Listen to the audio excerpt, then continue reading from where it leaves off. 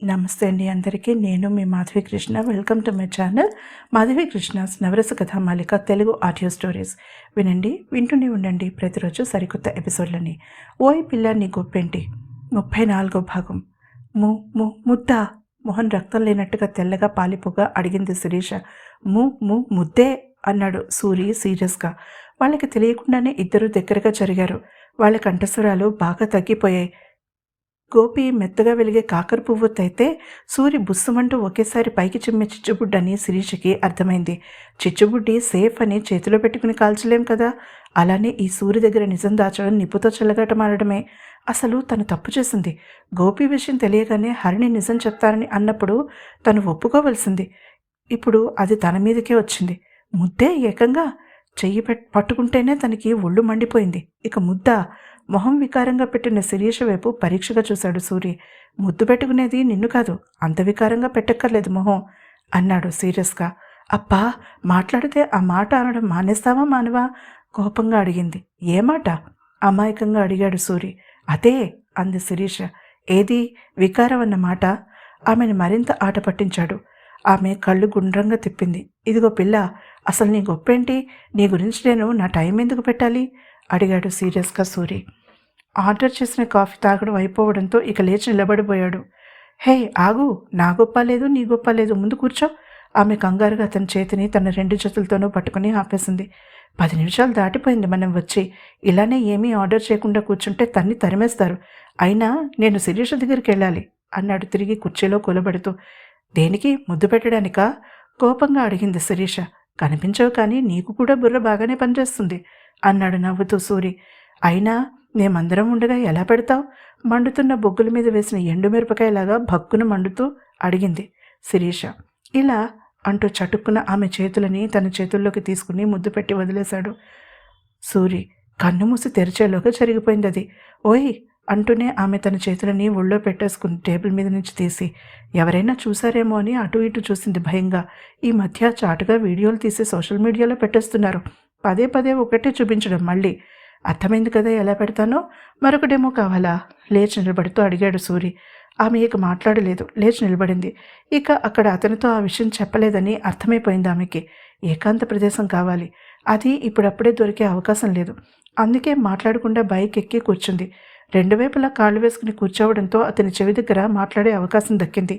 నా పేరు శిరీష, హరిణి కాదు. 2 నిమిషాలు పోయాక మంచి ట్రాఫిక్ మధ్యలో ఉండగా చెప్పింది. అతను సడన్ బ్రేక్ వేయలేదు. ఆడపిల్ల వెనక కూర్చుని ఉండగా సడన్ బ్రేక్ వేయడం సంస్కారం కాదని నమ్ముతాడు సూరి. అందుకే విననట్టుగా ఊరుకున్నాడు. వింటున్నావా? నువ్వు ముద్దు పెట్టుకోవాలని తెగ ఉత్సాహపడుతున్న అమ్మాయి పేరు హరిణి, నేను శిరీష. అతని చెవిలో అరిచినంత పని చేసింది. అతను తన ధ్యాస మొత్తం డ్రైవింగ్ మీద పెట్టడానికి చాలా కష్టపడవలసి వచ్చింది. బైక్ని హోటల్ ఉన్న రోడ్లోకి తిప్పే ముందు అక్కడికి కొంత దూరంలో ఉన్న చీకటి సందులోకి బైక్ని పోనిచ్చాడు సూరజ్. అలా చేయకూడదని తెలిసినా తన శిరీషతో ఒంటరిగా కనీసం 2 నిమిషాలైనా ఉండాలని బలంగా అనిపించింది అతనికి. దిగు, ఒక చెట్టు పక్కన ఆపాడు. ఆ వీధిలో స్ట్రీట్ లైట్లు కూడా పెద్దగా లేవు. అతను బండి ఆపగానే లైట్ ఆరిపోవడంతో చీకటిగా అనిపించింది. ఇక్కడికెందుకు వచ్చాము? సందేహిస్తూ అడిగింది. దిగు ముందు సీరియస్గా అన్నాడు. ఆమె ఇక వాదించకుండా దిగింది. అతను విసురుగా బండి స్టాండ్ వేసి ఆమెని తన దగ్గరికి లాక్కున్నాడు. ఆమె తేరుకునే లోపుగా నునిపైన చెక్కల మీద ముద్దు పెట్టుకుని వదిలాడు. హాయ్ సిరి అన్నాడు నవ్వుతూ సూరజ్. ఆమె అతని కళ్ళలోకి సూటిగా చూడలేకపోయింది. సిగ్గుగా అతని గుండెల్లో మొహం దాచుకుంది. కొన్ని క్షణాల తర్వాత ఆమెకి ఇష్టం లేకపోయినా అతను ఆమెకి దూరం జరిగాడు. నన్ను క్షమించు సిరి, ఇలా అస్సలు చేయకూడదని తెలుసు కానీ ముద్దు పెట్టుకోకపోతే నా వల్ల కాదని అనిపించింది. వెళ్దాం, ఇక్కడ ఉండకూడదు చెప్పి బైక్ స్టార్ట్ చేశాడు. ఆమె ఎక్కి అతను గట్టిగా హత్తుకుంది. తర్వాతసారి ఇలా చేస్తే ఊరుకోను చెప్పింది శిరీష అతని చెవి దగ్గర. లేదు, ఈసారి జాగ్రత్తగా ప్లాన్ చేస్తాను. ఇలా పబ్లిక్ ప్లేస్లో కాదు, ఇంట్లో అన్నాడు నవ్వుతూ సూరి. ఆమె చనువుగా అతని భుజం మీద ఒక దెబ్బ వేసింది. అతను ఈసారి గట్టిగా నవ్వాడు. నీ కళ్ళలో అస్సలు ఆశ్చర్యం లేదు అడిగింది శిరీష. బైక్ తిరిగి మెయిన్ రోడ్ మీదకి వచ్చింది.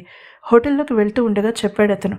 నాకు తెలుసు నువ్వు హరిణివి కాదని అంటూ తను ఈర్ష్యపడడం దగ్గర నుంచి గోపి తనని కావాలని ఆట పట్టించడం, అతను నిజం ఎప్పుడో తెలుసుకోవడం వరకు అన్నీ చెప్పేశాడు క్లుప్తంగా.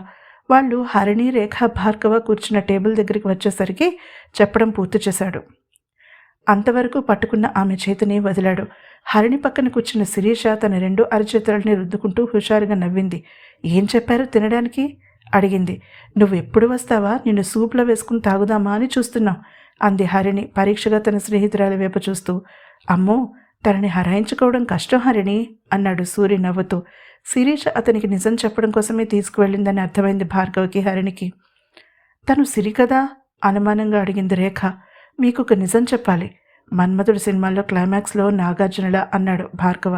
ఒక్క నిమిషం ఆగండి భార్గవ, మనవాడిని కూడా లైన్లో ఉంచుదాం అన్నాడు సూరి. గోపికి కాల్ చేశాడు. గోపి ఆన్సర్ చేయగానే ముందు భార్గవ మాట్లాడడం మొదలుపెట్టాడు. తర్వాత శిరీష అసలు విషయం చెప్పింది. బిర్యానీ ఆర్డర్ చేశారు. అది తింటూనే మాట్లాడుకున్నారు. సూరి కానీ రేఖ కానీ ఏమీ మాట్లాడలేదు, చాలా శ్రద్ధగా విన్నారు. అటు నుంచి గోపి మాత్రం ఒక్క ప్రశ్న వేశాడు. వినోద్ అక్కడి నుంచి రాకుండా ఏం చేస్తున్నాడు? ఆల్రెడీ అక్కడ ఎవరినైనా పెళ్లి చేసుకున్నాడా? ఆ ప్రశ్న పెద్ద దుమారమే రేపింది వాళ్లలో. తను అసలు ఆ విధంగా ఆలోచించనే లేదు భార్గవ. సరే, నేను మళ్ళీ మాట్లాడతా అని పెట్టేశాడు గోపి పక్కన గొడవగా ఉండడంతో.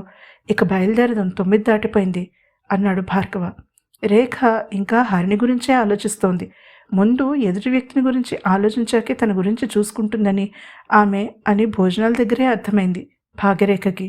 ముందు తామందరూ సరిగ్గా తిన్నారో లేదో చూశాకే తన సంగతి చూసుకుంది.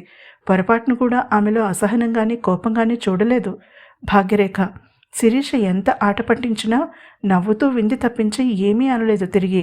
అలాంటి మృదు స్వభావిని వినోద్ లాంటి వాడిని ఎలా ఎదుర్కోగలుగుతుంది? అంతు చిక్కలేదు భాగ్యరేఖకి. బిల్ భార్గవ్ పే చేశాడు. సూరిని కట్టనివ్వలేదు. అందరూ బయటికి నడిచారు. శిరీష, సూరి కొంచెం వెనకబడడం మిగిలిన ముగ్గురు గమనించారు. అయినా అప్పటికేమీ మాట్లాడలేదు. రాత్రి మెసేజ్ పెడతావా అడిగింది శిరీష. ఎందుకు? ఆట పట్టించాడామని. సూరి. ఏ ముద్దులు తప్ప పెట్టవా కోపంగా అడిగింది. ముక్కు చివరుంటుంది అమ్మాయి గారికి కోపం. నీ ఫోన్ ఇవ్వు అన్నాడు సూరజ్ నవ్వుతూ. శిరీష ఇచ్చాక ఫోన్లో తన నెంబర్ ఫీడ్ చేశాడు. పేరు ఏం పెట్టుకుంటావో నీ ఇష్టం అన్నాడు నవ్వుతూ. భాస్కర్ టక్కును చెప్పింది. ఏయ్, ఆ మాట మాత్రం అనుకో అన్నాడు కోపం చూపించలేక నిస్సహాయంగా. శిరీష నవ్వింది.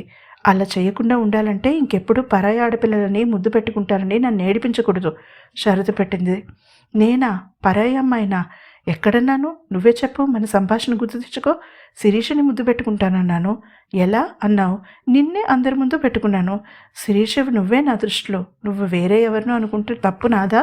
నువ్వే చెప్పు అడిగాడు సూరి అల్లరిగా. నీతో మాట్లాడడం కష్టం. అతని మాటల్లో లాజిక్ ఉండడంతో ఇక ఏమీ అనలేక మొహం తిప్పుకుంటూ అంది. అందరూ పార్కింగ్ దగ్గరికి వచ్చారు. వాళ్ళకి చెప్పి బయలుదేరాడు సూరి.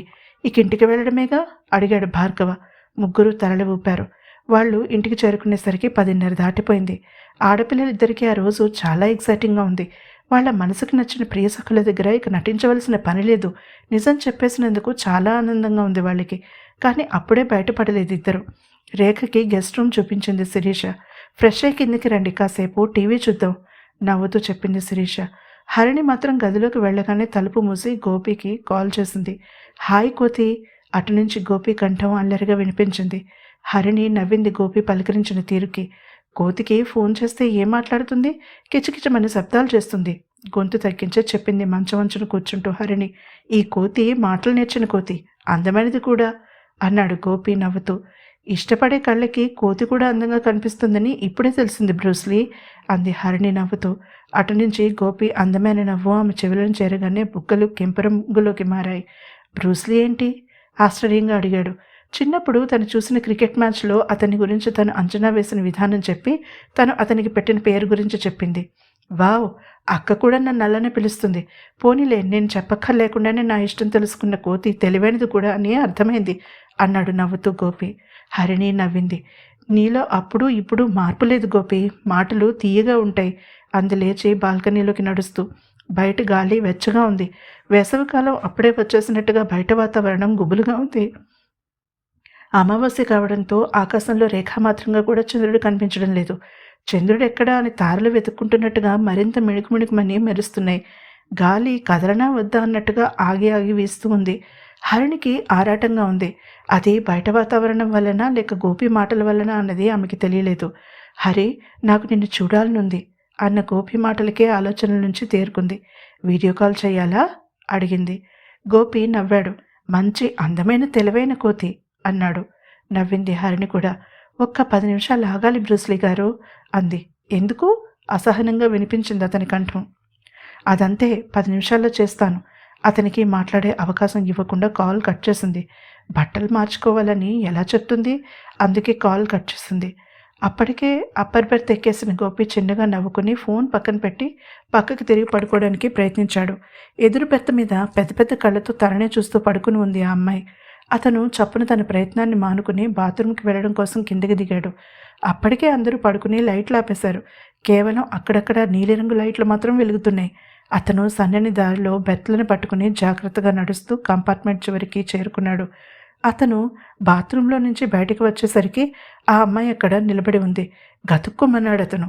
ఆమె అతని వైపు చూసి స్నేహపూరితంగా నవ్వింది. గోపి నవ్వలేదు. పరిచయాలు పెరగడం అతనికి అస్సలు ఇష్టం లేదు. అక్కడి నుంచి వెళ్ళబోయాడు. మా నాన్నగారికి మీ బెర్త్ ఇచ్చినందుకు థ్యాంక్ యూ సంభాషణ ప్రారంభించింది. పర్వాలేదు, అయినా నేను పెద్ద హెల్ప్ ఏమీ చేయలేదు, నా స్వార్థం నాది అన్నాడు గంభీరంగా మొహం పెట్టి. హరిణి ఫోన్ చేస్తే బాగుండునని లోపల బలంగా కోరుకుంటూ. గోపి ఆమె మొహం ఆనందంతో తలుక్కుమనడంతో తన మాటల్ని పూర్తిగా అపార్థం చేసుకుందని అర్థమైంది గోపికి. గుండెల్లో రాయపడింది. ఆమె గురించి తను ఒప్పుకున్నాడని అపోహపడుతోందని అర్థమైంది గోపికి. ఎలా ఆమెను నొప్పించకుండా ఆ పరిస్థితిలో నుంచి బయటపడాలో అర్థం కాలేదు అతనికి. అప్పుడప్పుడు స్వార్థంగా ఉండడం మంచిదే అంది నవ్వుతూ. అతను నవ్వలేదు. ఆమె అది పట్టించుకోలేదు. అతనితో మాటలు పెంచే ప్రయత్నంలో పడింది. చూడగానే అతను నచ్చాడు ఆమెకి. అబ్బాయిలే ముందు మాట్లాడాలి అనుకునే మనస్తత్వం కాదు ఆమెది. అమ్మాయిలు తమకి నచ్చినది ఎందుకు చేయకూడదు అనుకునే రెబెల్ మనస్తత్వం. అది తప్పు కూడా కాదు, కానీ అబ్బాయికైనా అమ్మాయికైనా కొన్ని హద్దులు ఉంటాయని మర్చిపోకూడదు. అనుకున్నది సాధించాలి అనే పంతానికి దిగేటప్పుడు ఎలాగైనా గోపి నంబర్ తీసుకోవాలని ఆమె నిశ్చయించుకుంది. అతని వివరాలు తెలుసుకోవాలని ఆరాటపడింది. అతని ఉద్దేశం ఏంటి అని ఆమె ఆలోచించలేదు. అందమైన అమ్మాయి స్నేహం కోరితే అతను కాదని అనడానికి ఆమెకు కారణం కనిపించలేదు. ఆమె పేరు సంకీర్తన. సంకీర్తన పాత్ర ఈ కథలో ఎంత కీలకం కాబోతోందో ముందు ముందు అర్థమవుతుంది. ఇది కేవలం ట్రైన్లో ఈ సంఘటనకి మాత్రమే పరిమితమైపోయిన పాత్ర కాదు. తన డిగ్రీ పూర్తి చేసుకుని పెద్దమ్మ కొడుకు ఉద్యోగం ఇప్పిస్తాను హైదరాబాద్ రమ్మంటే బయలుదేరింది సంకీర్తన. ఆడపిల్లని ఒంటరిగా పంపడం ఇష్టం లేక తల్లి తండ్రి ఆమెతో బయలుదేరారు. ఆమె మీద సినిమాల ప్రభావం చాలా ఉందని ఆమె తనతో సంభాషణ ప్రారంభించిన విధానమే తెలియజేస్తోంది గోపికి. ప్రపంచమంతా రంగురంగుల సీతాకోక చిలుకలతో నిండిన అందమైన నందనవనమని అనుకునే వయసు అది. అందమైన అబ్బాయి, ప్రేమ అనే పదాలు తప్ప కష్టం, మోసం, దుఃఖం అనే మాటలకి తావే లేని వయసు అది. అమ్మాయిలు అబ్బాయిలకి ఏమాత్రం తగ్గరని చెప్తున్న కొన్ని సినిమాలు తప్పు జరిగితే అబ్బాయిల శరీరంలో ఏ మార్పు రాదు, అమ్మాయిలలో వస్తుంది అని కూడా చెప్తే బాగుండును అనుకున్నాడు గోపి. స్వార్థంగా ఆలోచించడం అంటే మిమ్మల్ని ఈ క్షణమే ఆ బాత్రూంలోకి తీసుకువెళ్ళి నాకు కావలసినది మీ దగ్గర నుంచి తీసుకుని బయటికి వచ్చిన మరుక్షణం మిమ్మల్ని మర్చిపోవడమా? లేక మీ దగ్గర నెంబర్ తీసుకుని ఫోన్లో అసభ్యకరమైన చాట్ చేసి దాన్ని స్క్రీన్ షాట్ తీసి పట్టుకుని మిమ్మల్ని బ్లాక్మెయిల్ చేసి నా అవసరాలు తీర్చమని మిమ్మల్ని అడగడమా? సూటిగా ఆమె కళ్ళలోకి చూసి అడిగాడు గోపి. ఆమె మొహంలో కత్తివేటుకు నిత్తురు చుక్కలేదు. పెదాలు అదురుతూ ఉంటే ఎర్రబడ్డ మొహంతో స్థాణువై నిలబడిపోయింది. ఒక్క నిమిషంలో అతను ఆమెకు జరిగే అనర్థాన్ని చూపించాడు. ఆమె తనది ధైర్యం అనుకుంది. అతను అది తెలివి తక్కువతనం అని నిరూపించాడు. తను మరీ కఠినంగా మాట్లాడాడేమో అనిపించింది గోపికి. క్షమించండి, నేను అలా మాట్లాడి ఉండకూడదు. నా కాబోయే భార్య నా కాల్ కట్ చేసిందనే ఫ్రస్ట్రేషన్లో అలా మాట్లాడాను అంటూ ఉండగానే హరిణి కాల్ చేసింది. ట్రైన్ లయబద్ధంగా శబ్దం చేస్తూ ముందుకు సాగిపోతూనే ఉంది. హరిణి వీడియో కాల్ని ఆన్సర్ చేశాడు గోపి. హరి, నా ఫ్రెండ్ని పరిచయం చేయాలి నీకు అంటూ సంకీర్తనకి సైగ చేశాడు దగ్గరికి రమ్మని. ఆమె కలలో నడుస్తున్న దానిలా దగ్గరికి వచ్చింది. ట్రైన్లో పరిచయమైన అమ్మాయి పేరు అంటూ ఆమె వైపు చూశాడు. సంకీర్తన చెప్పింది బలవంతంగా గొంతు పిగుల్చుకుని. హాయ్ సంకీర్తన, నా పేరు హరిణి చెయ్యి ఊపుతూ అట్నుంచి చెప్పింది అందమైన అమ్మాయి. ఆమె నవ్వడానికి ప్రయత్నించింది. మీరు పని చూసుకురండి, రేపు ఉదయం మాట్లాడుకుందాం. మా కోతి తనతో మాట్లాడకపోతే ఊరుకోదు, రక్కుతుంది చెప్పి అందమైన నవ్వి ఆమెకి వీడ్కోలు కానుకగా ఇచ్చి అక్కడి నుంచి కదిలాడు గోపి. సంకీర్తన చాలాసేపు అక్కడే అలానే నిలబడిపోయింది. ఏంటి అబ్బాయి గారు ట్రైన్లో స్నేహాలు? నవ్వుతూ కళ్ళెగరేసింది హరిణి. థ్యాంక్ గాడ్ నువ్వు కాల్ చేసి నన్ను బ్రతికించావు అంటూ జరిగినది చెప్పాడు. అవునా, పాపం, అయినా నిన్ను ఇష్టపడిన వాళ్ళెవరు అడిగింది హరిణి. గోపి నవ్వాడు. ఆ రాత్రి చాలాసేపు మాట్లాడుకున్నారు వాళ్ళిద్దరూ. మేడ మీదకి వెళ్ళి బట్టలు మార్చుకుంటానని చెప్పిన హరిణి ఎంతకీ కిందకి రాకపోవడంతో నిద్రపోయిందేమో అనుకుంది శిరీష. తను సూరికి కాల్ చేయాలి, అందుకే నిద్ర రాకపోయినా ఆవలించి లేచింది. కళ్ళు మూతలు పడిపోతున్నాయి అన్నయ్య, రేపు మాట్లాడుకుందాం చెప్పి రేఖకి గుడ్ నైట్ చెప్పి వెళ్ళిపోయింది. సూరికి కాల్ చేసింది తన గదిలోకి రాగానే. ఇంతసేపా? గంట నుంచి ఎదురు చూస్తున్నాను తెలుసా? అటునుంచి సూరి కంఠం వినిపించింది. శిరీష నవ్వింది. ఇన్నేళ్ళు ఎదురు చూసావు, ఒక గంట సేపు ఎదురు చూడలేవా? కవ్వింపుగా అడిగింది. నా వైపు నుంచి ఆలోచించి చూడు, నా బాధ అర్థమవుతుంది. నీ మెత్తని శరీరం ఇంకా నా చేతుల్లో ఉన్నట్టే ఉంది. ఎంత కష్టమో నీకేం తెలుసు తట్టుకోవడం? అడిగాడు నవ్వుతూ సూరి. ఛీ, అవే మాటలు, ఎవరైనా వింటే వేరే రకంగా అనుకుంటారు.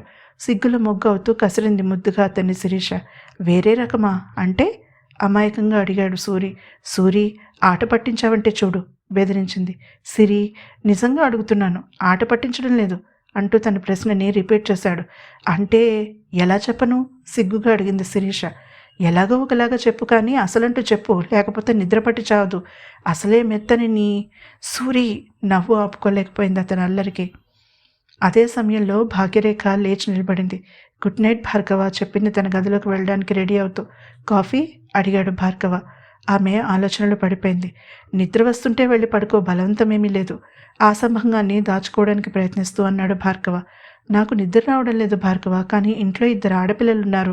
మనం ఇలా ఒంటరిగా ఉండడం మర్యాద కాదేమో అని ఆలోచిస్తున్నాను అంతే. తన అభిప్రాయాన్ని బయటపెట్టింది. అతనేమీ మాట్లాడలేదు. లేచి నిలబడ్డాడు. ఆమె ఎదురుగా వచ్చి నిలబడి ఆమె కళ్ళలోకి సూటిగా చూశాడు. ఇద్దరు స్నేహితులు బహిరంగంగా కూర్చుని లేదా నిలబడి కాఫీ తాగడం ఎప్పటినుంచి అమర్యాద అయింది రేఖ? సూటిగా అడిగాడు భార్గవ. మీరు పెరిగిన సమాజం వేరు, ఇక్కడ సమాజం వేరు. ఇక్కడ అంత ఉదార స్వభావం ఎవరికీ ఉండదు. అసలు నేను ఇలా మీతో వచ్చి ఇక్కడ ఉన్నానని అమ్మా నాన్నకి తెలిస్తే ఎంత గొడవ అవుతుందో తెలుసా? అడిగింది. నువ్వు నాతో ఉన్నావా? సూటిగా అడిగాడు. మీ కూడా హరిణి శిరీషలతో ఉన్నాను చెప్పింది భాగ్యరేఖ. నాకు ఇక్కడ పరిస్థితి తెలియకపోయినా ఒక అవగాహన ఉంది కనుకే నేను ఎంత ఆహ్వానించాలని అనిపించినా పెదవి విప్పలేదు. హరిణి మంచి మనసు ఉన్న అమ్మాయి కాబట్టి నీ గురించి ఆలోచించి నిన్ను ఆహ్వానించింది. కానీ నువ్వు ఇక్కడికి వచ్చాక నీ కంపెనీ కావాలని కోరుకోవడం తప్ప స్నేహితులుగా ఉండలేమా? అడిగాడు భార్గవ. దానికి భాగ్యరేఖ సమాధానం ఏంటో తెలుసుకోవాలంటే తప్పకుండా తర్వాత ఎపిసోడ్ని వినండి. ఈ ఎపిసోడ్ కనుక మీకు నచ్చినట్లయితే తప్పకుండా లైక్ చేయండి. అలాగే నా ఛానల్ సబ్స్క్రైబ్ చేసుకోవడం మర్చిపోకండి. తిరిగి మరొక ఎపిసోడ్తో తర్వాత కలుసుకుందాం. అంతవరకు సెలవు.